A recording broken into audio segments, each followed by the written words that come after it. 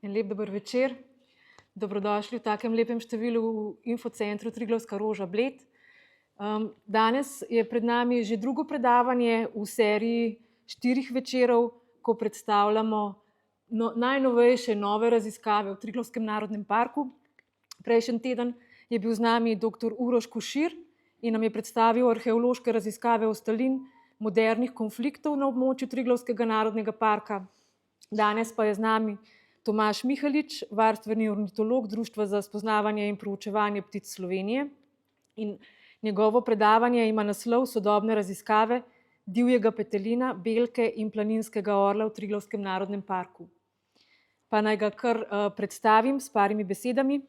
Tomaž Mihalič je varstveni ornitolog na Društvu za opazovanje in proučevanje ptic Slovenije, ki je največja nevladna organizacija za varstvo narave v Sloveniji. Bil je glavni koordinator in eden od urednikov Atlasa ptic Slovenije, ki je izšel leta 2019. Gre za izjemen projekt, ki prikazuje razširjenost vseh ptic, ki so v letih 2002 do 2017 gnezdile pri nas. Je organizator številnih skupinskih popisov po vsej Sloveniji. Med drugim se je ukvarjal z reševanjem varstvene problematike velike uharice na Krasu znotraj kohezijskega projekta Za Kras in varstvu divjega petelina in belke v Triglavskem narodnem parku skozi kohezijski projekt Vrh Julijcev, ki se je zaključil pred kratkim. Tomaž Mihalič je prepričan, da za uspešno aplikativno varstvo vrst potrebujemo močne argumente. Študij uporabe habitata je po klasičnih metodah pogosto omenjen in ravno tu se kaže izjemen pomen telemetrije kot raziskovalnega orodja. O tem, kaj sploh je telemetrija in kako se jo uporablja na območju Triglavskega narodnega parka, pa več v nadaljevanju. Gospod Tomaž Mihalič, prosim.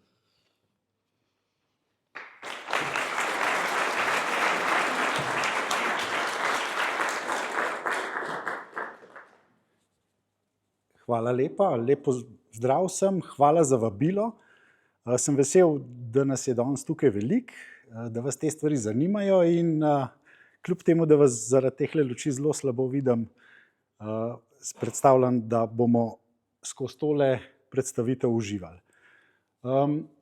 Namen predavanja je bil seveda predstaviti raziskave, ki so se dogajale zelo v zadnjih letih v Triglavskem narodnem parku, ker je telemetrija pionirski projekt, sem zastavil zadevo malo širše, se pravi, poleg teh 3 velikih, ki ste slišali, poleg orla, petelina in belke, bomo nekaj slišali še o veliki uharci, o beloglavem jastrebu, pa na začetku, v samih osnovah telemetrije, tudi še na parih drugih vrstah. Osnovna nit bo pa seveda sodobne raziskave, se pravi, predvsem uporaba telemetrije. Zdaj, stvari so se zelo spremenile in za začetek sem pripravil en čisto kratek napovedni video, kako danes ornitologija lahko tudi izgleda.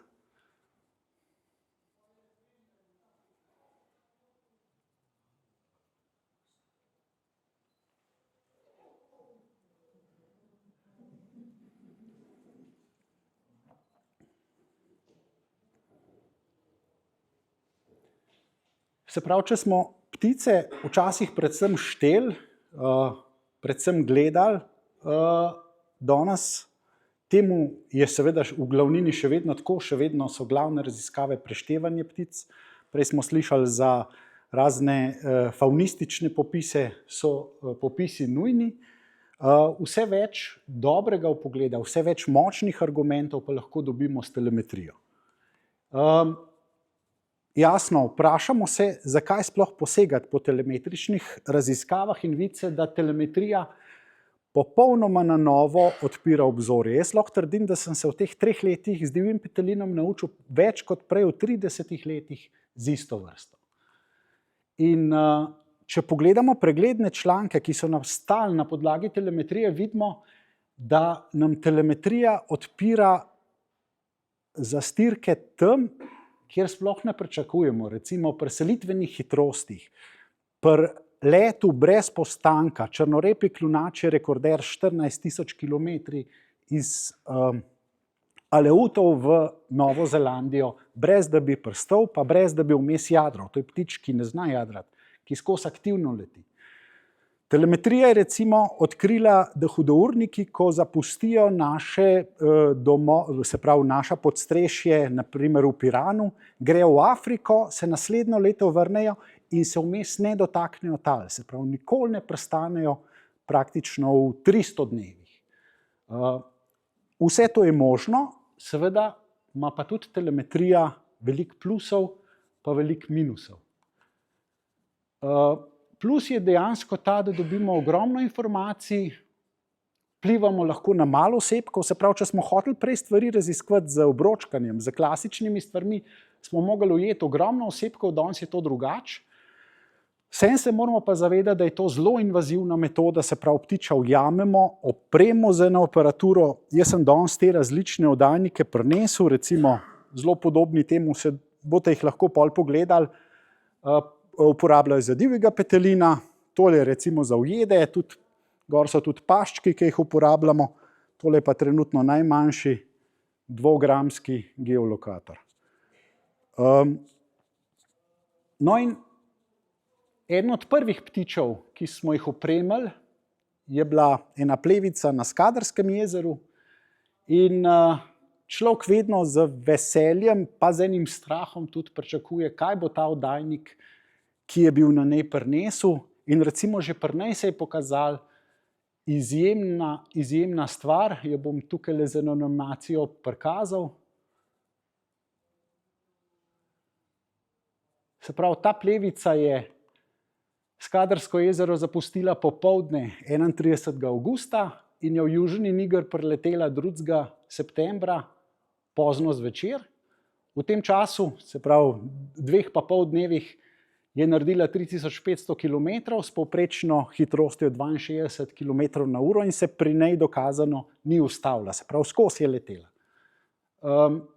Jasno, kaj se je zgodilo z njenim telesom, z njeno težo, tega nam oddajnik ne pove, ampak glede na to, da je potem bila en mesec v eni oazi čist primir, vidimo, da je rabila nabirati energije, preden je začela pol svojo pot naprej po Afriki.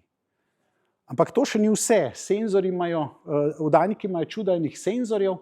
Če pogledamo višine leta skozi to pot, se pravi skozi teh 3500 km, vidimo, da je začela pot na jezeru, se potem dvignila na 1000 metrov, kasneje spet spustila in je letela na približno 50 do 100 metrih dolg časa, potem se začela pa počasi dvigati in na koncu dosegla višine skoraj 5000 metrov, potem pa en reaktiven avion na koncu do pristanka skozi počasi spuščati. Zdaj, zakaj tako? Odgovor je verjetno v tem. Letela je nizko nad vodo, ko je prišla nad Afriko, se je začela dvigati. Jasno, tudi topli vetrovi in vse omogočajo to. Skratka, če mi podatke iz telemetrije združimo z nekimi okoljskimi podatki, nam je ponavadi razvozlan še veliko več. Seveda moramo pa pred začetkom raziskav jasno dobro razmisliti, ali obstajajo alternative, zakaj je ravno ta stvar. Ni fajn, če telemetrične raziskave ratajo neka moda, nekaj, kar je treba delati. A ima že kdo izkušnje, da predtem posrkamo v znanje, zato da ne bomo naredili napake? A smo upoštevali vse standarde, kaj lahko še izboljšamo in seveda priprave. Vedno je to neko tveganje in samo v primeru, da so koristi bistveno večje, se mi lahko za to odločimo. Druga stvar je resno poznavanje aparatov, s katerimi delamo, se pravi kalibracija. Tukaj je primer ene čisto sodobne raziskave, ki se zdajle vrši na Pukležju. To so geolokatorji, se pravi, to je tole, kar sem imel v roki. To zadevo je treba prej skalibrirati. Skalibrira se jo lahko tako, da imamo oddajnik dolg časa na eni fiksni, dobro osončeni poziciji, ker so tole v tem jezičku optična vlakna. No, primer, tale kalibracija je bila narejena na enem visokonapetostnem daljnovodu, kjer smo se z največjo verjetnostjo trdili, da bili sigurni, da nam ne bo eden skozi dneve teh stvari ukradel, pa osončenost je visok nad tlemi zelo, zelo dobra. Najprej bomo šli skozi faze na terenu. Bistvo te predstavitve so tudi faze najprej na terenu, kako poteka telemetrija, kasneje pa potem spoznanja, ki smo jih dobili s pomočjo telemetrije. No in vsako od teh faz, ki se mi zdi, da je prav vsaka enak pomembna, vam bom zdajle predstavil. Se pravi, prva faza, to je ena taka malo šaljiva slika iz kamere, ki je zraven avtomatsko snemala zadeve, je ujetje vrste. Vedno se moramo vprašati, zakaj bomo to naredili, zato ker to za vrsto definitivno predstavlja stres, s katero metodo. Pomembna stvar pri telemetriji je, ali imamo za to dovoljenje. Se pravi, telemetrija poleg obročkarskega izpita in dovoljenja potrebuje še posebno dovoljenje MNVP-ja in v Triglavskem narodnem parku tudi dovoljenje zavoda. In pa temeljite priprave. Se pravi, to čisto pri vsaki vrsti. In ko sem jaz štartal telemetrijo divjega petelina, sem se te faze veliko bolj bal, kot se je na koncu izkazalo, ampak pri belki recimo je bilo pa ravno obratno. Bom pol pri njej povedal. Druga faza, to je en primer sicer iz Črne Gore, ena kotorna, je nameščanje oddajnika, priprave in trening. Se pravi, če mi to prvič delamo na ptiču, ki smo ga ujeli in ga želimo opremiti, ne bo dober. Način nameščanja, tukaj je veliko pristopov. Vidite, da ima tudi kotorna eno črno nogavico čez glavo, zaradi umiritve ptiča. Ptiči zelo različno to prenašajo in je treba poskrbeti, da smo hitri, se pravi trajne nameščanja, da imamo dobro ekipo. Jaz sem imel srečo, ker se je večina teh stvari dogajala v času korone, da sem imel pač dobro ekipo v družinskem mehurčku. Potem pa še način nameščanja. Način nameščanja, danes bomo govorili o dveh stvarih, ki se najbolj pogosto uporabljata. To so način ruzaka ali pa način nožnih zank, zato imam jaz tale ruzak s sabo. Zadeva je čisto enostavno. Če nameščamo na način ruzaka, to je tudi ta namestitev, ki jo vidite na sliki, se vedno namešča kot klasičen ruzak, ki ima tudi ta spoj. Mi te naramence zavežemo, tako kot so tukajle. No in največja slabost te metode je, da če pride karkoli s kakšno naramenco narobe, recimo, da se ena strga, se zgodi to in zadeva ne more odpasti. Drug način nameščanja so nožne zanke. Glavna razlika z ruzakom je ta, da so nožne zanke nameščene kot ruzak tukaj, zaradi repa seveda zadeva ne pade dol, vendar tam zaradi tega, ker ptič s tistim predelom aktivno naleti, ne rabimo te povezave. Se pravi, zadeva je nameščena tako, enako, samo nižje čez noge, kot ruzak, ki bi ga ptica nosila tukaj. Glavna razlika te metode je, če se zdaj zgodi isto, zadeva pade dol. To je zelo pomembno, ker pri živalih se vedno sprašujemo, kaj se zgodi potem, ko bo oddajnik nehal delati, koliko časa bo na živali, se pravi, a imamo drop-off. Drop-offi so pri ptičih veliko bolj zakomplicirani kot pri večjih živalih, kjer je lahko zadeva nekaj gramska, pa je še vse posebej, če si predstavljate, da bi na 2-gramski oddajnik namestili 10-gramski drop-off, imamo pač zaradi teže velik problem. No, potem je tretja faza, preverjanje, ko smo vse naredili. Ne smemo pozabiti, ko smo mi ptiča držali, vezali na njega, da zadeva lahko drugače stoji, kot potem, ko je ptič v svojih normalnih pozah, zato je ta faza zelo pomembna. Potem se pa začnejo naprej stvari, ki so seveda cilj naših raziskav, se pravi pobiranje podatkov.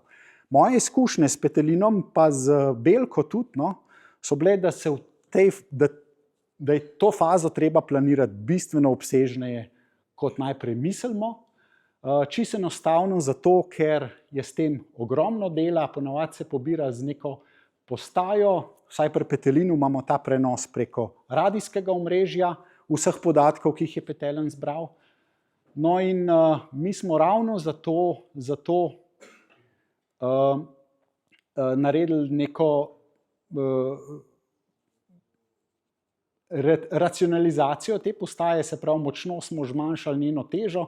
Jaz sem ohranil samo vitalne dele te populacije, vse ostalo sem zapakiral v neko bal za ohišje, zato da sem zadevo lahko dvignil z dronom nad površje in lažje zbiral podatke. Zakaj? Radijski valovi, to so v bistvu UHF valovi, se slabše širijo skozi vegetacijo, in če smo mi nad krošnjami, tako kot leva slika prikazuje, vidimo, da imamo bolj čist dostop do oddajnika, veliko dlje ga lahko zloadamo podatke, in ta stvar nam je omogočila, da smo na koncu pobrali večina podatkov iz oddajnikov. No, potem zelo pomembna faza je snemanje oddajnika. Kakšen oddajnik pade dol? Pri petelinih je en padel dol, pri belki zanimiv tudi eden. Različne vrste. Jaz sem opremil na Krasu 12 velikih uhrt z oddajniki, od teh nobena ne nosi več oddajnika, vse smo ujeli nazaj in jih razopremili. No, ampak pomembno je to, se pravi, ta majhna škatlica je v tej življenjski dobi 2 let zbrala več kot 15.000 točk. V povprečju se gibljajo številke tam nekje do 20.000 v 2 letih, kar pomeni, da lahko v času, ko je žival aktivna, praktično 2 leti spremljamo njeno gibanje na 15 minut. Se pravi, na 15 minut imamo natančno lokacijo o samem gibanju. Potem pa še zadnja faza, izpust. Ta faza je zelo pomembna. Zakaj? Sploh ta drugi izpust, ko žival spustimo brez oddajnika, nam daje neko olajšanje. Zdaj žival ni več štangirana od nas in bo lahko mirno živela, ampak vedno je zelo pomembno, kako žival zleti, ali lahko oddajnik povzroča karkoli. Zato, ker jasno, pri zadevi je treba vedno preverjati, kako funkcionira osebek z telemetrijo.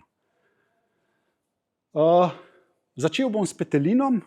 V vrhu Julijcev smo se lotili spremljanja petelina predvsem zaradi argumentacije in utemeljitve mirnih območij. Petelin je vrsta, ki je izredno dojemljiva na vznemirjanje, in izkazalo se je ne samo, da rabimo mi s petelinom pogledati, kaj dela ves ta čas, ko ga ne poznamo. Mi zgodovinsko smo petelina vedno samo poznali, kje on poje, pa kje ima kakšne naključne najdbe, ko ga slučajno splašimo. Vsega ostalega pa nismo vedeli. Jasno, če hočemo dobro zarisati območja, rabimo ves ta znanje, in to je razlog, da je taka raziskava upravičljiva v takem projektu. Ampak neki postranski pozitivni produkti so, da ko ljudje vidijo te podatke, nedvoumno verjamejo. Se pravi, to se ni en ornitolog namislil, da petelin rab mir, ampak podatki kažejo, ki jih lahko vsak analizira. In objektivnost podatkov po raziskavah je zelo pomembna. Vseeno, tako kot sem rekel, jaz sem s strahom pristopil k tem, ker nisem bil siguren, da bom to, kar sem obljubil, lahko tudi speljal. Se pravi, bom lahko opremil peteline, ali bom lahko pobral podatke. No, in začel se je ena taka šaljiva slika ruja, kako peteline ujeti. Tisti, ki poznate obročkanje, vidite, da so na kolu trojne mreže od ekotona, se pravi, to so mreže, s katerimi ornitologi lovimo sive gosi, ki so težno približno toliko težke, kot divji petelin, se pravi, gre za organizme težke okrog 5 kg. Zakaj so 3? Zato, ker petelin skozi eno ali pa skozi 2 z lahkoto gre. No, tisti dan, ko je bilo tole postavljeno, se je zgodil, da je isti osebek naenkrat v enem letu pretrgal 6 mrež.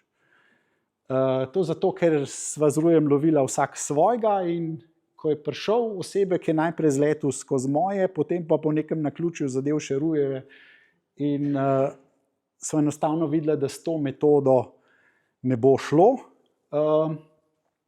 In potem so bile neke adaptacije metode in uporaba zanimiv izdajneme ribiških mrež za petelina. Potem je snemanje podatkov, to je ta druga faza, se pravi, oddajnik s pomočjo te antence pošilja podatke, ko mi od njega to zahtevamo prek radijskih valov, se pravi, on shranjuje podatke v svoj notranji memori. To so bile ponavadi razdaljene 300 do 500 metrov od ptice, se pravi, tukaj se pa že zavedamo, mi z našim kretanjem ne vznemirjamo več ptice, se pravi, ko jim pridemo, ponavadi vedno je to več kot 300 metrov, lahko podatke poberemo. No in že pri samem pobiranju se je pokazalo, da petelini v takih razmerah, kot jih vidite, so vrste, ki so prilagojene na ekstremen mir. Nam se je dogajalo, da po par tednov ptič ni zapuščal iste krošnje, se pravi, da je bil par tednov v isti krošnji, kjer se je seveda lahko hranil z vsem tem, kar krošnja ponuja. Je s tem seveda varčeval z energijo. Divji petelin je vrsta, ki se hrani z ekstremno nizkokalorično hrano, pozimi so to v glavnem popki, igelce in podobno. In če hočeš zimo preživeti, je seveda pomembno, da se zelo, zelo malo giblje, pa veliko hrani. No, pol, jasno, so bili zanimivi podatki rastišč. Tukaj bom zdaj nizal podatke samo iz rastišč, se pravi v tem času, ko so petelini na rastiščih. Različne barve so različni osebki. Vidimo zelo hitro tisto staro teorijo teritorijev in recimo uletavanje stranskega petelina tudi k centralnemu. To se zelo lepo kaže.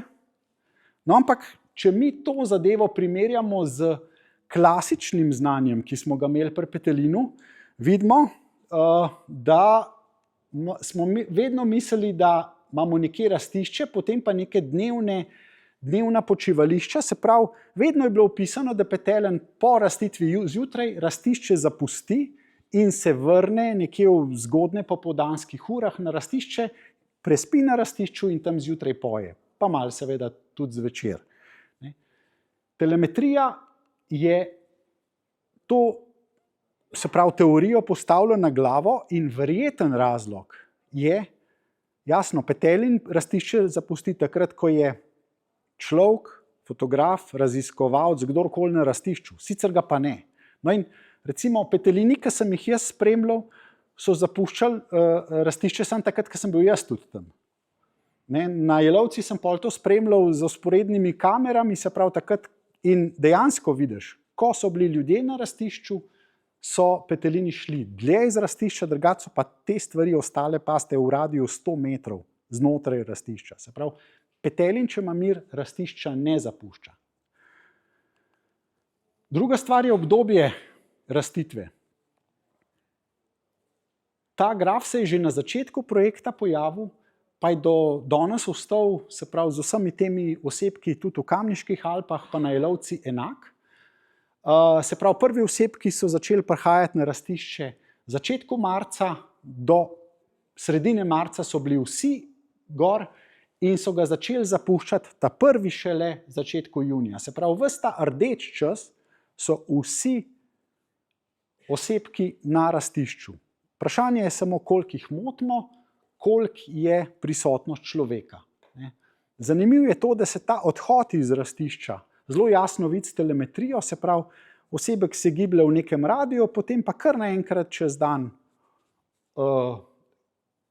pač ponavadi so te premiki pri petelinu čez dan peš, lepo počas, in potem se ne vrača več na rastišče. Zanimivo od vseh od vseh spremljenih osebkov, se pravi tukaj na tem območju 10, je samo eden obiskoval rastišče tudi jesen, vsi ostali ne. Se pravi, šele naslednji marec je bil spet stik z rastiščem. Tukaj mogoče ena taka aplikativna stvar, se pravi, če hočemo mi zagotoviti, da imajo petelini na rastišču mir, je seveda treba ta graf upoštevati, zraven imamo pa v mislih, da so nekje blizu rastišča tudi kokoši, ki imajo jajca in predvsem ta faza valjenja je sporna, je pa res, da se valjenje pri petelinu konča zelo podoben, se pravi, ponavadi jemljemo 15.6. tisti datum, ko je večina mladičev izleglih. Prva stvar, ki smo jo pogledali, ko smo dobili podatke, smo bili presenečeni nad izredno velikimi domačimi okoliši. Tukaj vidite, imamo planino Zajamniki, to je isti osebek, se pravi, ena barva, vidite gor, desno je drug osebek, rdeča barva, se pravi, planina Zajamniki, tole pa to smučišče pod Viševnikom, pa Konjsca recimo, pa Čiperje.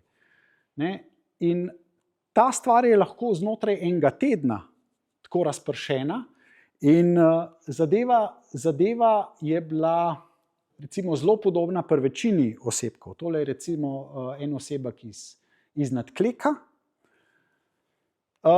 No in podobne stvari so se nam dogajale tudi v Kamniških Alpah. Tole je recimo petelin iz Leškovške planote in čez izleti na Veliko planino. Tele črte, ki so potegnjene tako, to pač riše računalnik povezavo med črtami in je nariše po terenu, jasno ptič je čez letu, ni šel peš. No, in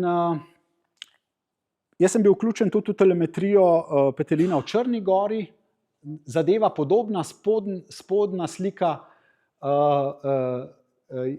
je Durmitor, zgornja pa tamle vidite planino pri jezeru, naše Fužnarske planine. In primerjava je sam tale zelo značilna, se pravi, ni isto merilo za približen isti prikaz tega. 4-krat in celo večkrat manjše teritorije domače okoliše imajo v Črni gori, verjetno dvojna stvar, se pravi posledica habitata pa posledica vznemirjenja. Če greste vi, recimo to je okolica Dobrega Nuga na Durmitorju, to so gozdovi, kjer ni obiska, kjer imamo nekaj prometnic noter in to je vse, se pravi, kjerkoli tukaj noter se pojavimo, verjetno v enem letu ne bomo srečali človeka. Ljudi bomo srečali samo na prometnicah. Druga stvar je pa seveda lahko habitat. To sicer ni Durmitor, to so Prokletje, ampak izkazalo se je, mi smo našli tam rastišča, da si v te predstavljali, z več kot 25 pojočimi samci, to so take mokre sanje Slovencev. Se pravi, v Sloveniji redko najdemo rastišče z 10, da si v te predstavljali. In tam recimo kaj takega najdeti ni problem. No in ta slika verjetno razloži, kaj je tisti ključen razlog habitata, ki ga petelin rab. Se pravi, vse to je slikan zgodaj spomladi, pa še ni zelo zelen, vse to je zelo močna, zelo bujna borovnica.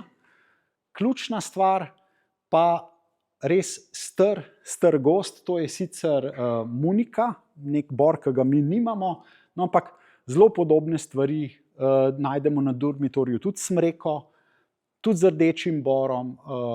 Se pravi, če je borovnica, če je gozd res star, pa če je sklep pretrgan, kar je seveda pol povezan vse, sej to je povezan pol z borovnico, imamo lahko take rezultate. No in telemetrija pri nas znotraj projekta Vrh Ilicev nas je zanimala predvsem zaradi vznemirjanja. Če pogledamo zdaj tisle izsek tamle gor, pa ga približamo, pa položimo gor sloj poti, vidimo eno zanimivost. Tam, kjer imamo frekventno človeka, tam, kjer imamo poti, praktično ni točk iz telemetrije, tam, kjer imamo pa neke take mirne oazice, imamo pa ogromno točk. bo kdo vprašal, zakaj pa so tukaj te točke tako blizu. Ne, tisti, ki poznate, to je ta glavna transverzala na Triglav, se pravi, tukaj pridemo nad planino Konjšco. No in to je tisti edini strmi del te poti. No in seveda, če si predstavljate, če je petelin 40 metrov nad potjo, je v bistvu že za tem strmim delom, nima nobenega stika več s potjo. Se pravi, orografija pomaga. Če je vmes greben, če je vmes karkoli, to seveda pomaga. Isto se nam pojavlja recimo v unem strmem delu proti Lazu, tisti znan del, ki se mu reče Babji stop. Ima podobno orografijo in tudi tam smo imeli recimo točke poti zelo hitro. Tukaj sicer ni povezovalnih črt, ampak kot razložitev teh točk, se pravi, petelin je s strani Mesnovca priletel sem, potem pa odhodil v ta del. Ne? Te zadeve so tudi za analizirati malo težke, ker če se vrsta oddaljuje od ene poti, se že približuje drugi, zato ker imamo gostoto poti toliko veliko in mi se moramo zavedati, da gostota naših markiranih poti ali pa cest v tej kombinaciji je praktično najvišja v Evropi. Zadeve se dajo pol statistično dokazati, no ampak, če pogledamo pa zdaj širše, se pravi, nam je uspel na območju Fužinskih planin slediti 6 osebkov naenkrat, vsaka barva je svoj osebek. Vidite, da se zelo lepo razporejajo v nekem radiju enega rastišča. Imamo sicer izlete teh osebkov na območje Krstenice, ne? Se pravi, 2 osebka, ki sta klele, tale zelen, pa tale roza, sta hodila čez, ampak vsem bi rekel, saj se zelo enakomerno razporejajo. No? Sloj poti, če ga damo čez, nam vsem zariše zelo lepe fjorde kle noter, brez velikega pojavljanja. Ne? To sta verjetno najbolj, ali pa še tale, najbolj frekventne poti. Recimo, bistveno več pojavljanja je tukaj. Kaj je razlog? Prvič, to je ta pot mimo Brezna pri Gamsovi Glavci za Pršilcem. Prvič je manj frekventna, drugič je pa prehranski habitat na tej poti neverjetno ugoden in je verjetno petelin stimuliran, da ga obišče kljub temu, da ima tam stalno motnjo. Ta motnja sicer vpliva na njega, kar bom skušal razložiti zdaj. Ko smo gledali mi uporabo habitata, so bile ene stvari neverjetne. Se pravi, ene točke so se toliko koncentrirale, konkretno recimo tale, ki jo opisujem, to je kle v pobočju Krede nad Dednim poljem.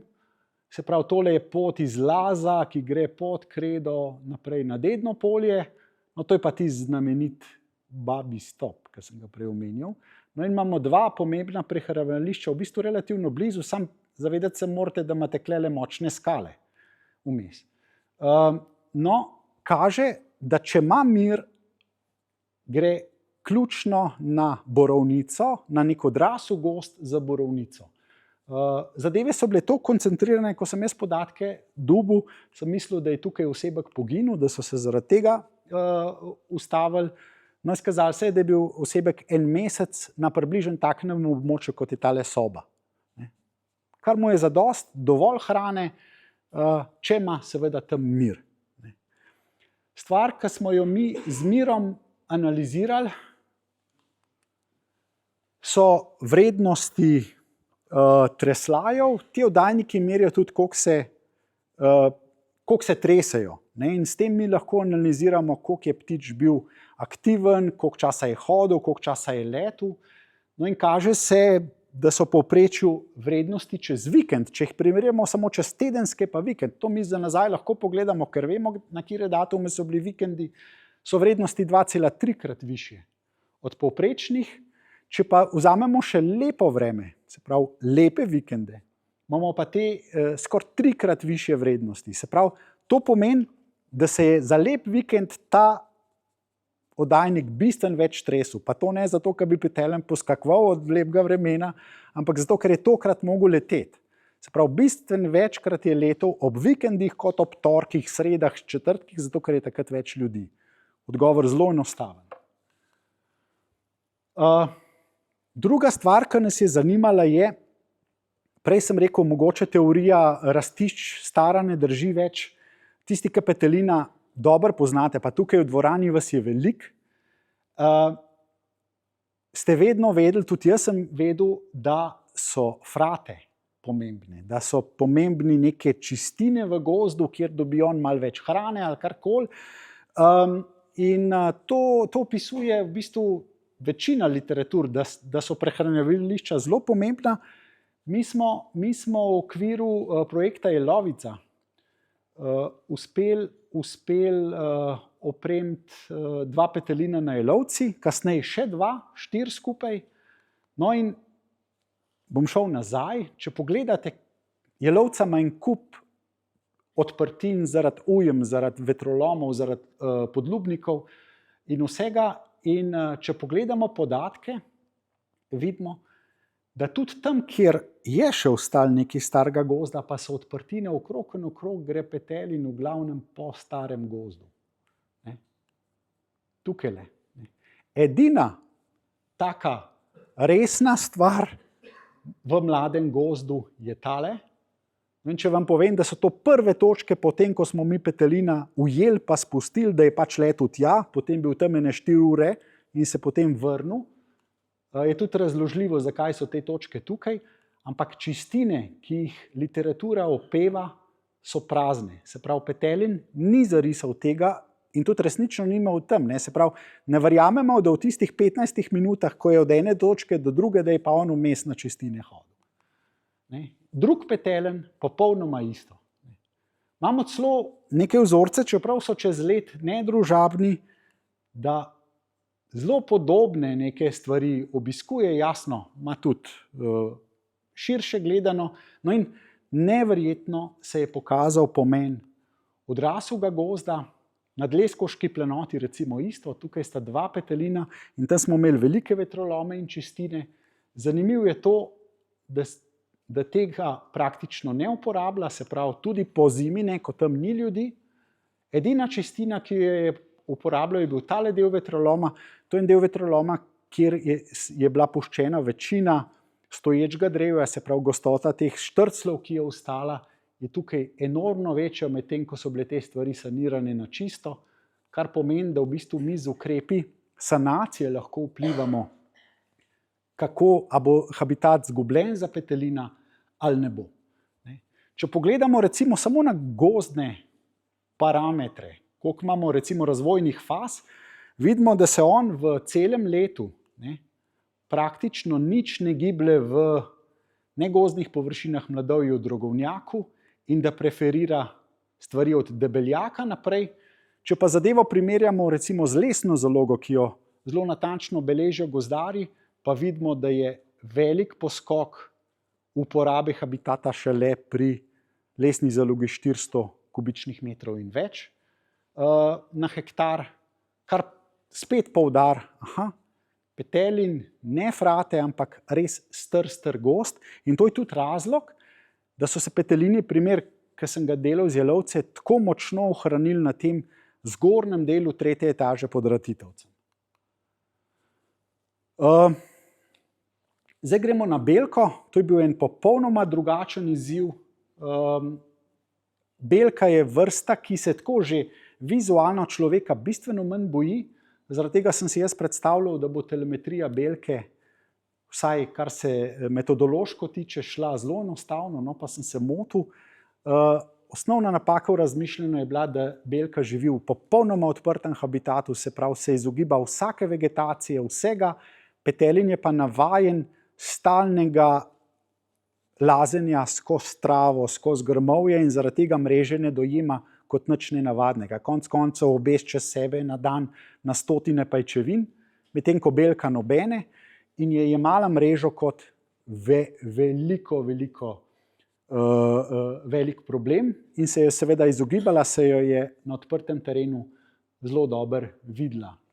No, skazalo se je, da edina metoda, ki je delala, je, da mi belko toliko naštudiramo, da vemo, da se bo blizu mreže pojavljala, da jo probamo še vabiti z neko maketico njeno, tja v bližino in potem z metodo presenečenja splašimo v mrežo, da takrat v bistvu v tem času nima časa razmišljati, ampak samo beži pred nami. Zato je bil Ruj skrit z eno takole obleko blizu in ko je belka prišla, jo je uspel napoditi. To je bila pol metoda. No, ampak uspeli smo opremiti 4 osebke, imeli smo pa pri belki kar nekaj izzivov. Ena stvar je bila že barva oddajnika. Vidite, tale je rjav, tale je siv, kakšen oddajnik izbrati, te stvari lahko naročimo, lahko jih barvamo. Pri belki imamo ta kontrast. Vemo, da je ptič na odprtem, vemo, da bi ga oddajnik lahko izdal pred njegovim glavnim plenilcem, planinskim orlom, a ne bo rajš bel, da se bo manj videla pozim, ali ne bo raje rjav. Mi smo jih barvali na belo, malenkost rjavi so ostali, kar nam podatki kažejo, smo bili zadovoljni, se pravi in z izgledom in z potem podatki, koliko je nekega plenjenja bilo teh osebkov, jasno, vzorec je majhen. Druga stvar so temperature. A bo oddajnik preživel na temperaturah -20, -30, takole na perju.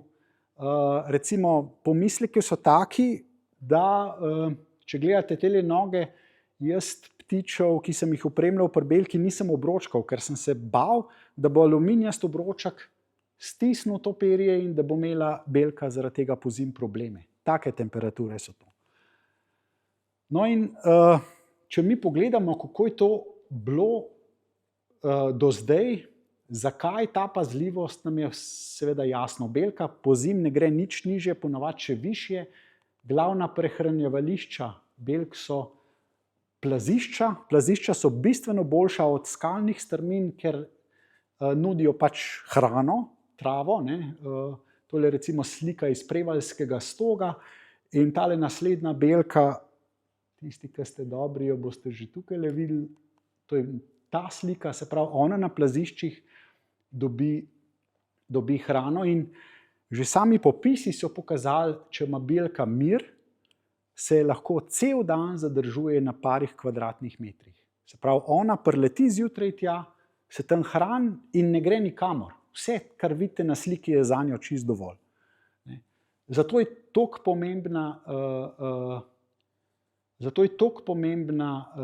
pomemben mir. Sreča, to se je skazalo pol, je ta, da vsem pozim glavni obiskovalci so turni smučarji. Turni smučarji načeloma vse iščejo čim več snega, belka išče pa čim manj snega.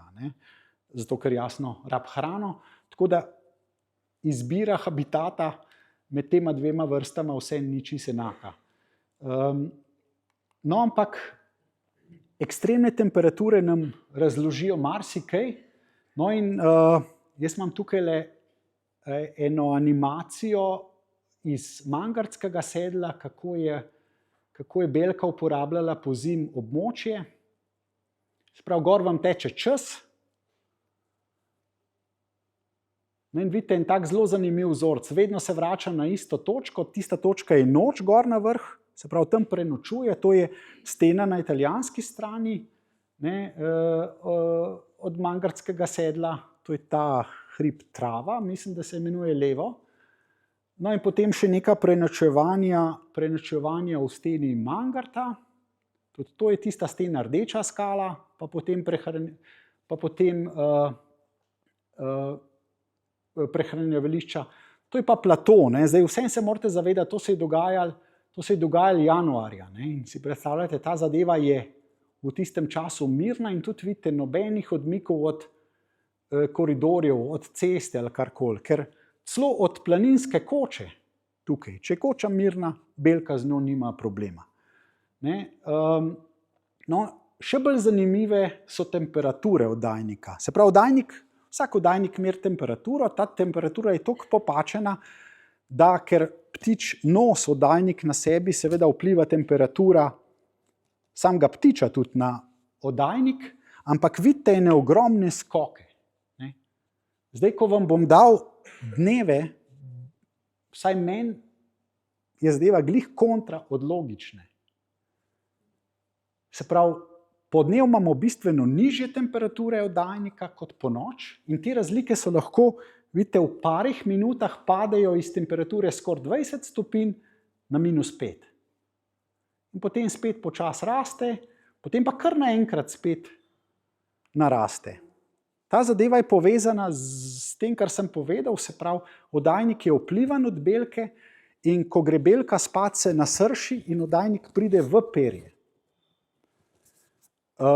Zaradi tega se tudi segreje, kar kaže, da je izolativnost perja toliko dobra, da belki ponoči kljub hudemu mrazu ni zelo mraz. Očitno recimo je bilo to jutro vsaj -5, če je oddajnik to zaznal, pa je bilo tik pred tem v nekje, ne čist na koži, ampak nekje na perju več kot 20, več kot 15 stopinj. Ne? Prav ogromna razlika. Kar kaže, belka ima strategijo spanja v skalnih stenah, tudi to smo s telemetrijo potrdili in videli, da vedno spi v skalnih stenah, se pravi nikoli nekje, kjer je izpostavljena plenilcem. Dostikrat spi v snežni luknji, zelo dobro se zna našopirati in očitno, če ima v tej skalni steni mir, kar jasno ima, in ni nič hudega. Ne? Potem pa, ko se aktivira, perje poleže, temperatura v hipu pade ekstremno, ekstremno nizko.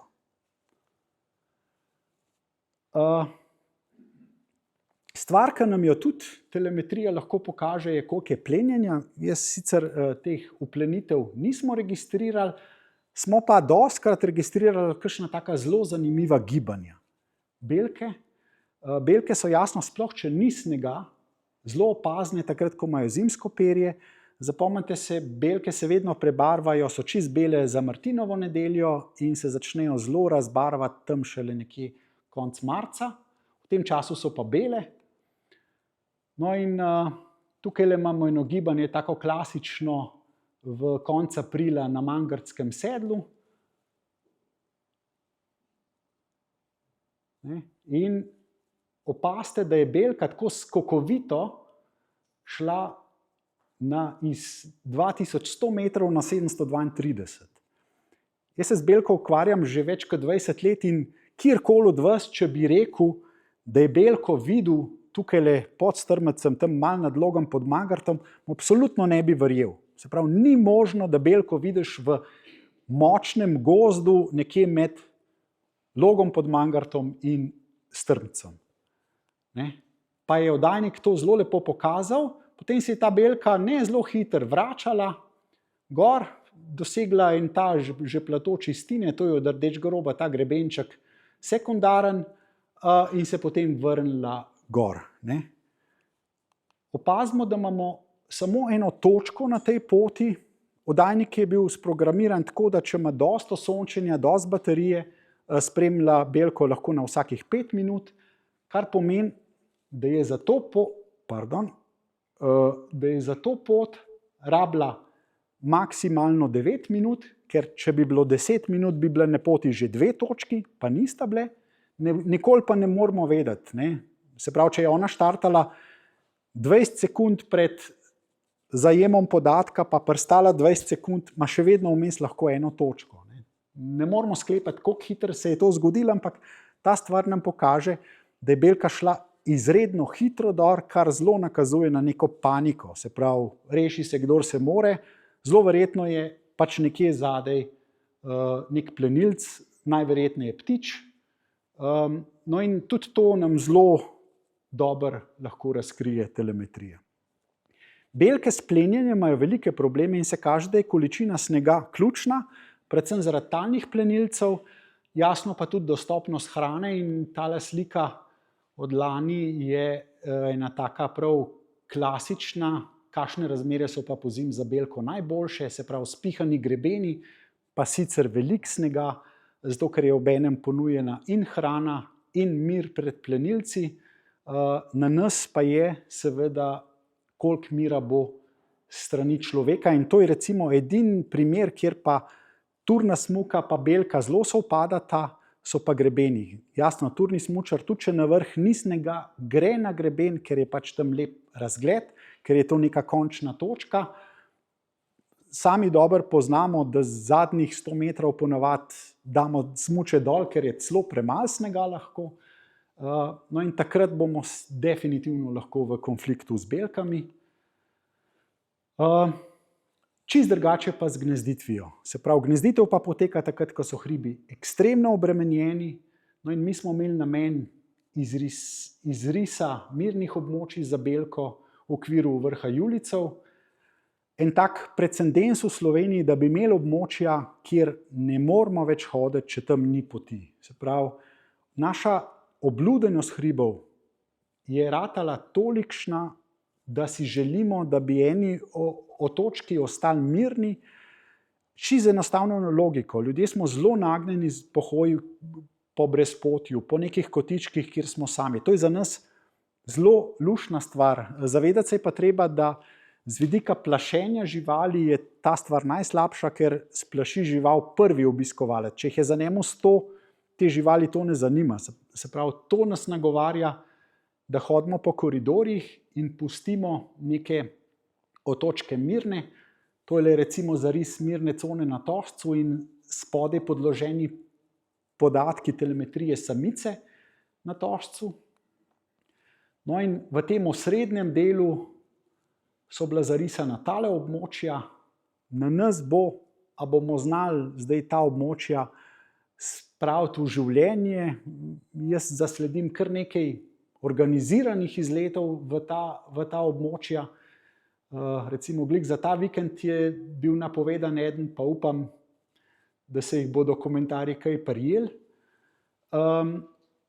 In dejstvo je, da če bomo vsi skupaj zagrabili za te stvari, lahko zaživijo. Belka sicer živi lahko na zelo obremenjenih stvareh, če tam ni ljudi. Tukaj je sicer satelitski posnetek poleti, ampak če pogledamo zimske posnetke belke na Mangartskem sedlu, vidimo, da se kreta praktično od vrha Mangarta do Trave in vse vmes, se pravi, infrastruktura sama jo ne moti toliko. No, in ta telemetrija nam je pokazala, belka ne zgleda, da ima probleme, očitno ima lahko velike in se vsem zelo, zelo izogiba območij, ki so frekventni. Mi gremo zdaj na še eno vrsto, ki vam jo bom, čeprav gnezdi v Triglavskem narodnem parku, zelo redko, pa bolj po dolinskih delih, predstavil, ampak namen telemetrije, zakaj? Vedno se zadeve lotevamo varstveno. Izziv je bil tale, se pravi, velka uharca je ekstremno dojemljiva na elektrokucijo, ker je vrsta toliko velika in ko uporablja preže za svoj lov, seveda si ne more pomagati, da jo ne bi teli daljnovodi prav klicali gor kot najboljše preže. Zelo dokazano je bilo, da odrasli izkušeni osebki tega več uporabljajo kot mladi neizkušeni, ker je pa vrsta solitarna, čist sama zase, se pravi, tudi samec pa samica nikoli ne lovita skupaj, se pa ne more učiti na napakah drugih. Oseba, ki ga ubije, ne prenese te informacije, tudi svojo lastno škodo naprej, kar imajo recimo te socialni organizmi. Če eno vrano ubije na daljnovodu, se ostale vrane, ki so zraven, naučijo. Pri uharci tega ni in je zaradi tega ključno, da mi nimamo teh velikih ponorov. Mi smo se najprej lotili telemetrije na Kraškem robu pa na Krasu, kjer smo uspeli opremiti veliko sosednjih teritorijev. Se pravi, vsaka barva je svoj teritorij, svoj teritorialen samec. No, na sliki zelo hitro vidite, da v ospu ni velike uharce. No, ko sem jaz to videl, sem rekel, to ne more biti res in potem nam je naslednjo leto uspelo tudi to ujeti. No, ampak ni bil namen to, da pogledamo teritorije, ampak da pogledamo uporabo in kaj se s temi osebki dogaja. V praktično enem letu nam je od teh, samo na Kraškem robu, se pravi od teh 5 samcev 4 ubila elektrika. Mi teh podatkov ne bi imeli, če ne bi bili samci telemetrirani. S telemetrijo smo tudi dokazali ekstremno hitro menjavo osebkov. Se pravi, prej kot v enem tednu je po ubitem samcu prišel nov samc, kar se kaže, da so lahko populacije samo navidezno stabilne, navidezno dobre, ampak v bistvu gre za velike ponore. Populacije, ki srkajo osebke iz okrog. No, uspel nam je oprem tudi pol širše gor proti Vipavski dolini. S telemetrijo smo šli še malo dlje, se pravi, mi smo imeli primer elektrokucije samca v Štrklevci in smo uspeli na enega od teh dveh mladičev dati telemetrijo, zato ker nas je zanimalo, ali bo sploh preživel, ali je dovolj samo mama v tem obdobju, da jih prehrani, ker vemo, da samec aktivno sodeluje pri hranjenju. In smo junija na enega namestili telemetrijo, potrdili uspešno gnezditev mladiča, oba dva sta odrasla, sta se tudi speljala, kar se da ugotavljati po oglašanju, kasneje pa zgubimo sled, ker so tiho. No, telemetrija nam je pokazala, da je bilo vse v redu, ampak tudi s tem se je zgodilo, da je bil septembra istega leta ta mladič ubit. Se pravi, konec maja je elektrika ubila njegovega očeta, kasneje pa še sina. In podroben pogled nam šele pokaže, zakaj je elektrika tako velik problem. Mi dobimo ogromno množico podatkov, ampak če gremo analizirati bližje, pa pogledamo, vidimo, da so eni podatki tako neverjetno na črtah. To so seveda stebri elektrike, ki jih prav vse uporablja. Edinega, ki ga ni tukaj uporablja, je bil tale. Zelo verjetno zato, ker je ta steber v eni taki veliki drevesni mejici in z njega ni tako dober pogled na okolico z vidika lova. To seveda razloži, da vrsta se ne bo mogla prilagoditi. Mi moramo narediti te stebre varne. Jasno, podatkov je še veliko, predvsem v načinu kretenja, načinu preživljanja dneva in noči, zelo poučni, no, ampak tudi tam, kjer imamo podatkov veliko, tukaj se ne vidi, ker je očitno izpadla tale animacija, ampak teli podatki, ki so v črti, to so spet stebri. Tukaj se vidi zraven senca enega stebra. Če vidite, se prav na vsak steber se uharca useda, jasno useda se tudi po noč na čuda mest v skalah, celo po naselju vidite. No in nam je pokazal čisto vsak teritorij neko podobno sliko. Mi smo želeli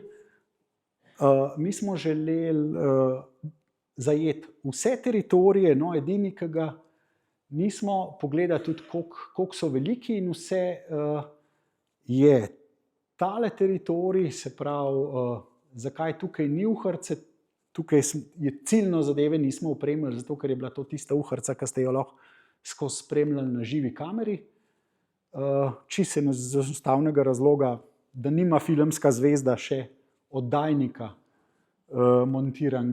montiranega gor. Zadeva je bila nameščena zadaj, za gnezdiščem, pa z nekim kablom in samo kamero do gnezda. Aha, tukaj so zdaj te stebri še zanimirani. No, ampak hočem povedati, kakšna je rešitev. Znotraj tega seveda ni bil namen teh stebrov samo gledati, opozoriti na ta primer, ampak najdeti najbolj ključne.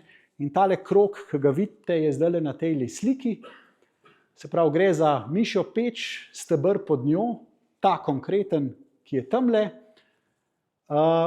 V tem kohezijskem projektu se je uspelo izolirati čez 1200 takih stebrov in rezultati, ki smo jih dobili, so bili zame fascinantni. Se pravi, rešitve so bile po en stran s temi kapami, pokrovi, po drugi stran pa vidite, tam, kjer to ni možno, zaradi tega varnostnega stebra, ko preči cesto, imamo mi dodatno žico, smo to izvedli z tako izolirano žico, zato je ta črna, ta pa pač neizolirana. Zadeva kljub temu, da zgleda poceni, ni zelo poceni, ponavadi izolacija enega stebra stane kar nekaj 100 evrov. No, ampak rezultati so bili fascinantni, se pravi, tole je območje, ki smo ga izolirali. Jaz moram reči, v teh projektih je vedno tako, da moraš napisati, kaj pričakuješ. Jaz sem po naravi optimist, ampak tega, kar se je zgodilo, nisem pričakoval. Se pravi, že samo število kratkih stikov, ki jih elektrobelež, se je zmanjšalo in to rapidno. Oni imajo neke številke, da se zadeva zmanjša tako za razred več 10-krat. Jasno, ni vsak kratek stik elektrokucija. Nekaj je ujma, nekaj je karkoli, ampak če gledamo recimo lepo vreme, si pa lahko sklepamo, da je veliko ptičev ubitih. Druga stvar, ki je pa mene najbolj presunila, je pa, da smo v 3 letih po izolaciji dobili 5 novih teritorijev na Krasu. Ta zadeva ni niti toliko fascinantna, če ne vemo tudi tega. Se pravi, na ostalem območju, celega Krasa, ki ga spremljamo že v bistvu od leta 1999, vso območje za skupinskim popisom Velike Uharce, pa v 25 letih nismo dobili enega novega teritorija. Zdaj, če je to naključje, jaz verjamem, da ni. Da bo populacija toliko hitro odreagirala, se enostavno nismo mislili. Recimo tale teritorij je najbolj znan, to je park Škocjanske jame, konkretno Lisična. 2001 je bil opažen osebek, ki je poskušal gnezditi, kasneje je ta osebek zginil, lahko si mislite zakaj ali pa sklepate. No in 1 leto po izolaciji smo mi dobili že samca. 2 leti po izolaciji smo dobili že samico in isti let sta imela mladiče, letos spet uspešno. Se pravi, a je naključje, da vrste prej desetletja ni, ko pa nekaj spremeniš, se pa v hipu pojavi in se ti to zgodi prav na celem območju v zelo podobnem habitatu, ki je idealen za uhrco, izven tega območja pa ne. To je siguren podatek, ki navdušuje. Mi smo se lotili zadeve naprej, zdajle z jesenjo se je začel nov projekt, live projekt, kjer se bo nadaljeval na specifičnih mestih z izolacijo. Še bolj pomembna stvar je pa, da bomo znotraj projekta razvili nov tip stebra.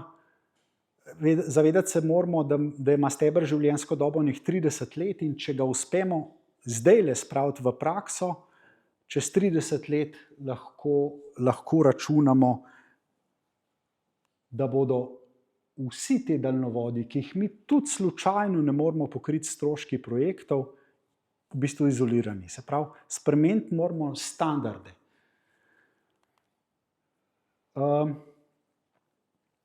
Pri Uharci bi zaključil sam s tem, da sem bil ekstremno vesel, kako so osebki prenašali oddajnike, se pravi, razen unih nesrečnih 4, ki jih je ubila elektrika, smo vse samce uspeli nazaj ujeti, odstraniti oddajnik, pregledati, imajo kakšne žuljevine ali karkoli in pri nobenemu nismo dobili nič.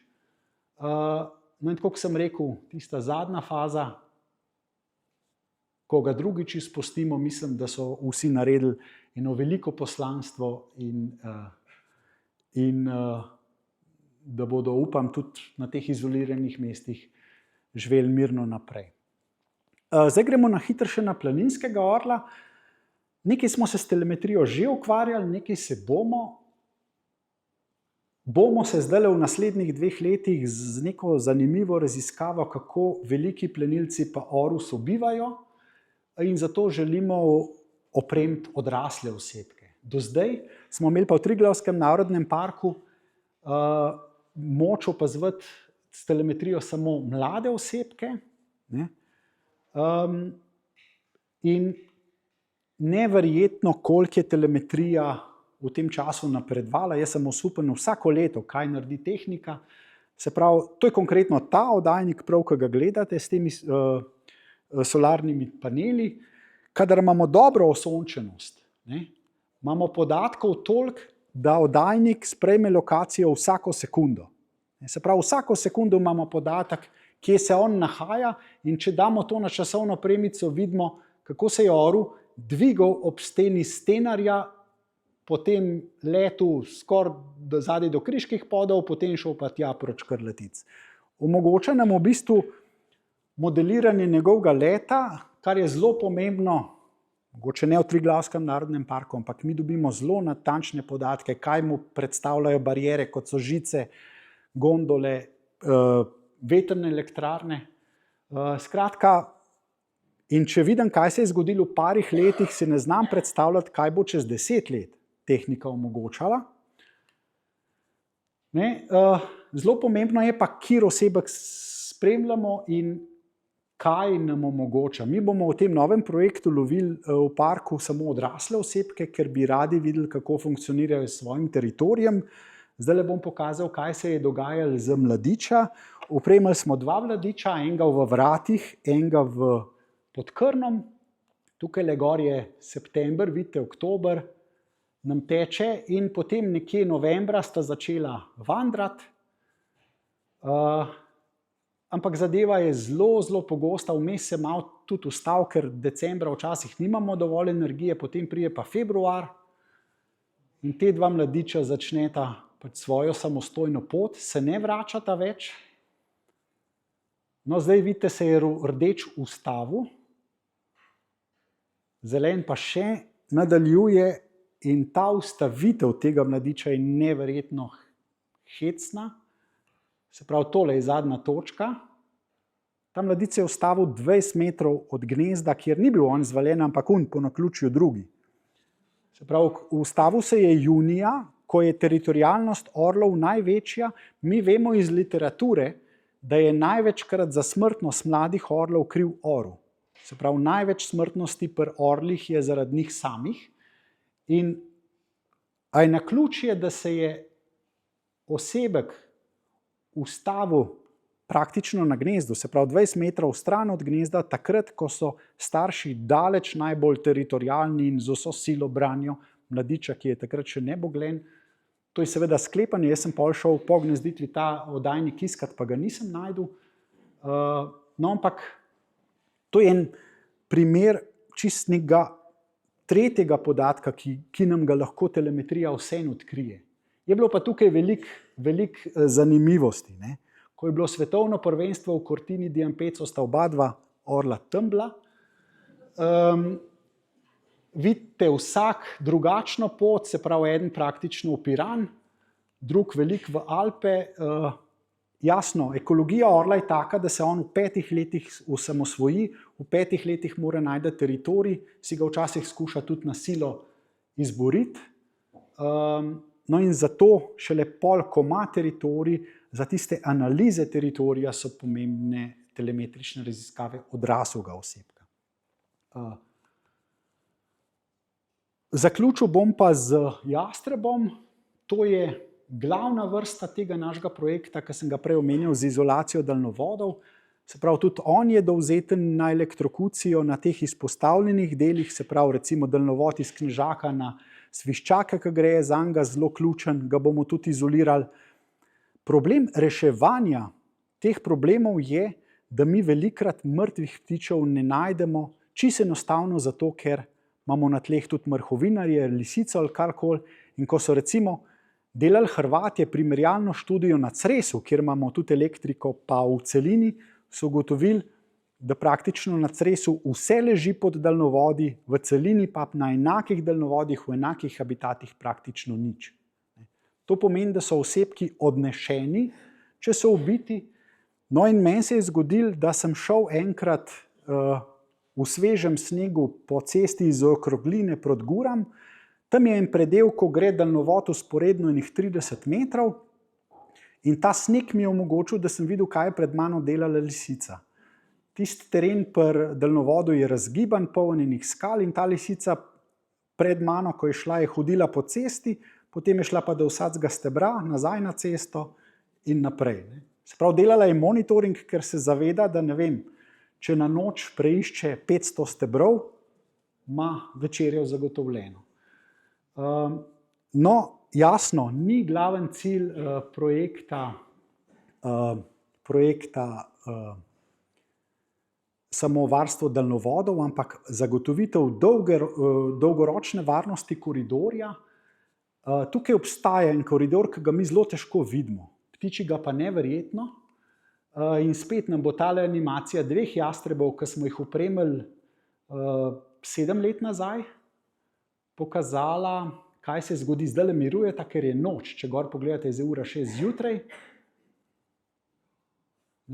Potem gre pa eden že v visoke ture, drug, zdaj je spet noč, zdaj je ura 3 zjutraj in zdaj se bo še ta drug zbudil in se srečata tam, kjer je čez poletje, to je avgusta, veliko paše, veliko ovc, to je ključna hrana za jastreba, ampak govorimo pač o tem, o dnevnih migracijah čez Slovenijo. Mi smo že pred časom, to je bilo, mislim, da objavljen v članku tam v začetku 2000-ih, sklepali, kje te koridori potekajo na podlagi opazovanj in recimo telemetrija, zdaj v okviru projekta Like nam je omogočila, da te stvari vidimo bolj natančno in vidimo, da so to dejansko avtoceste. Zakaj? Jastreb je tako velik organizem, da ne more aktivno leteti. Ne more leteti dolg časa in vedno išče neke vzgornike, neke vetrove, ki se dvigajo tudi zaradi bariere, podobno kot voda čez kamen. To mu omogoča jadranje in v bistvu edini predel med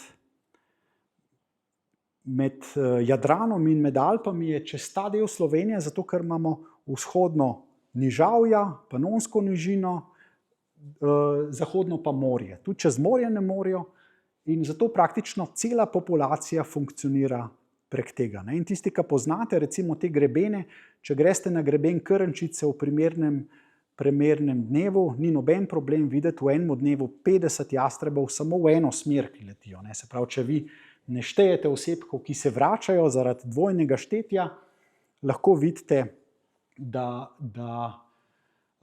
je tega res veliko, jasno, dokaže, odpre oči ali pa prepriča nekega energetika, politika ali karkoli, pa lahko šele objektivna raziskava, da zadeve vidi. Moja izkušnja recimo že pri petelinih je, da te podatki bistveno večjo moč imajo kot neki podatki iz opazovanj. In zaradi tega mislim, da je telemetrija varstveno ratala v sodobnem času toliko pomembna. To je bilo z moje strani vse. Jaz se vam zahvaljujem za pozornost. Hvala.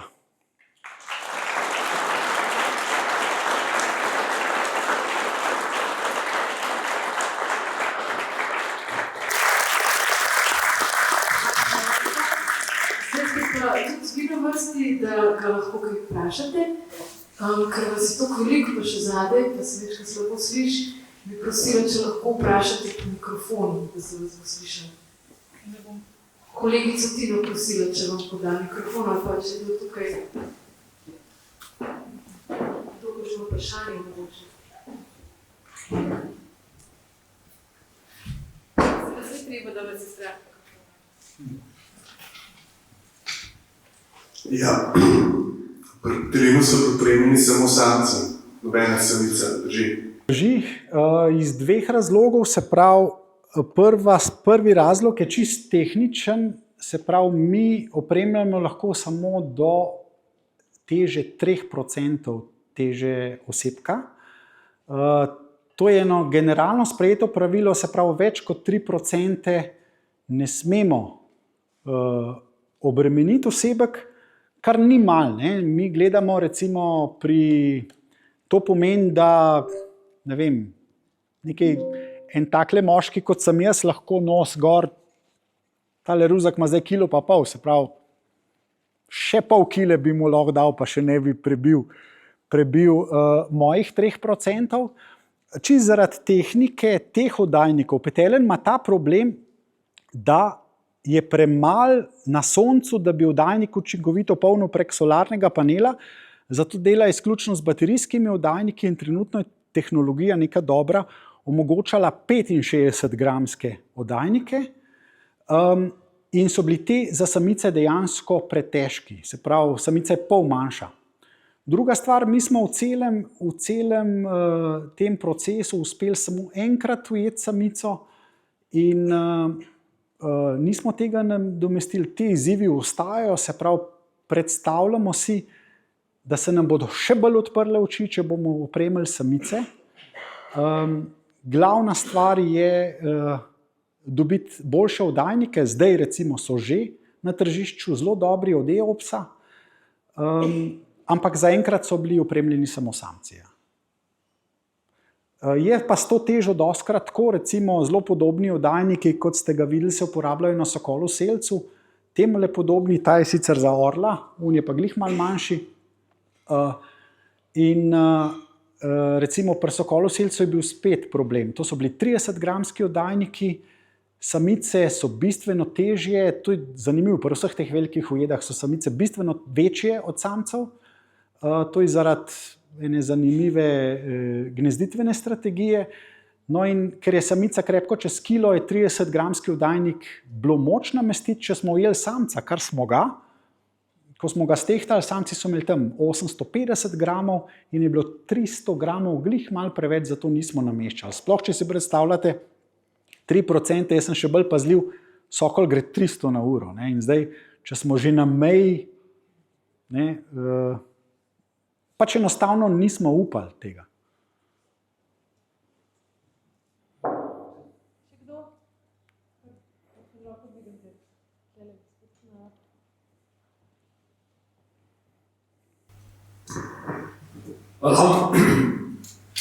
Ja, prekrasno predavanje.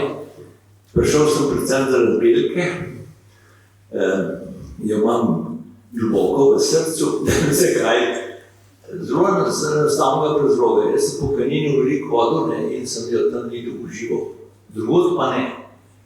Potem pa smo potovali okrog tudi na Špicbergih, torej na Svalbardu, sem potem tam izvedel, da ta žival izjemna živi pol leta pod snegom, tako so mi povedali, in se hrani z iztrebki tamkajšnjih severnih jelenov, ker obstoja posebna vrsta špicbergskih, svalbardskih jelenov. No tako, potem seveda v Skandinaviji, v vsakem muzeju je predstavljena belka. No, jaz bi tako rekel, da bi bilo pri nas treba čim več o tem govoriti, ravno o tem, kar ste vi govorili, o teh mirnih območjih. In to bi bil lahko indikator oziroma to je sredstvo za preprečevanje prevelike civilizacije gorskega območja. Mangarsko stepno poznamo, smo se pred nekaj leti borili za to, da se cesta od Koče naprej ne odpre za avtomobile, ampak na Bovškem imajo zelo nekateri velike apetite od pospeševanja letalstva in tako dalje. Nisem nič proti letalstvu, ampak ne dajo tem območjem mir. In tako se mi zdi, to je recimo simbol Belke, imajo v narodnem parku, če se ne motim, karnijskih predalk ali pa nekaj ljuljskih, na italijanske strani. Še to, samo toliko me zanima, no, mislim, kako je s to razširjenostjo po svetu, ne, jasno, to je izrazito visokogorska ali pa tundrska život. Hvala lepa. Ja, najprej sam komentar na to impozantnost Belke, tudi name ima Belka, se mi zdi med temi vrstami največji vtis. Kako je razširjena? Se pravi, Belka je pri nas razširjena generalno nekako z nadmorsko višino tam od 1800 gor. Če gledamo razporeditev v Julijskih Alpah, jo ponavadi začnemo na sedlu med Črno prstjo pa Četrtom. Največkrat se od tam naprej Belka proti potem Voglom in to pojavlja zvezno. Imamo podatke tudi iz tega dela. Zanimivo je, da je nekaj podatkov celo iz Porezna, vsi zimski, nobenega gnezditvenega in kaže verjetno na neko zimsko, v nekih ugodnih razmerah neko prestavljanje na Porezen. No, potem je pa zvezna povsod po tem grebenu mimo Krna, naprej v Kanin. Največje gostote so vseeno generalno na Hribarcah, zato ker imamo tam orografsko gledano največ prostora na super višini. Ne? Vedno, zakaj je petelina toliko na Pokljuki? Ker je ravno med 1400 pa 1600 plato. Največ prostora je tam. Ne? In podobno je z Belko. Potem je pa Belka prisotna v Karavankah, recimo začenši s Kepo, pa se nadaljuje tam nekje od Struške na Stol, na Begunjsko, naprej na Košuto. En sam podatek v Kamniških imamo iz Olševe, ta je malo nizka, največ jih je z Raduhe, pa pol tisti del, osrednji del. Ne? Ampak Belko se da zelo lepo zarisati z nadmorsko višino in zelo, zelo prilagodljivo. Kako je v svetu, to je pa seveda alpsko-tundrska vrsta, to je postglacialni relikt, ki se je pred ledeno dobo umikal in tam, kjer je ostala podobna stvar, neki tundri je ostal. Zaradi tega rab mraz, prilagoden je na mraz, mraz mu ne more doživega, rab sneg, zaradi odsotnosti plenilcev. To so vrste, ki so navajene živeti v neki odročni samoti. In ko ste omenili Belko na Svalbardu, to je edina vrsta, ki prezimi na Svalbardu na kopnem. Vsi ostali ptiči se odselijo na morje, v bolj primerno klimo, Belka je pa edina, ki zna preživeti tam. Ne. Svalbard to je polet, zima. Tako da to je, kar se tega tiče, da bi bila pol leta pod snegom, to sicer ne verjamem, to mora biti ena informacija, ki jo je malo mogoče prenos informacije zabrisal, se pravi, ona prezimuje v snegu v luknjah, zna luknje tudi sama kopati. Nisem še zasledil, da bi te luknje kopala za hrano. Ne, se pravi, za prenočevanje v boljših temperaturah, ja. Belka vsaj v naših razmerah vedno išče hrano v splazenih zadevah, v spihanih predelih, se pravi, ker ste veliko v hribih, veste, da naše Alpe, če je še toliko snega, imajo zadeve kopne zaradi vetra, zaradi plazov in zaradi takih stvari. In te zna Belka perfektno poiskati. Še kakšno vprašanje?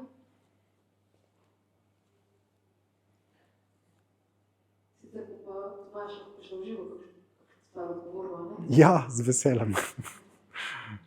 Hvala lepa za to predavanje. Hvala.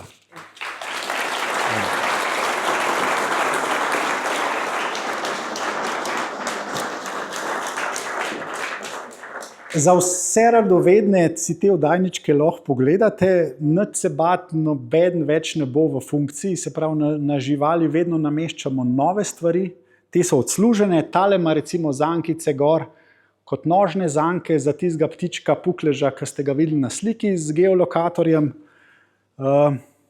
Tole so pa recimo teflonski trakovi, ki se največ uporabljajo za nameščanje obliki na hrbtnika. Boste videli, so zelo prijetni za otip, puščajo zelo malo posledic in to je verjetno tudi razlog, da živali niso ožuljene. Tako da, če bo kdo hotel pogledati, seveda dobrodošel.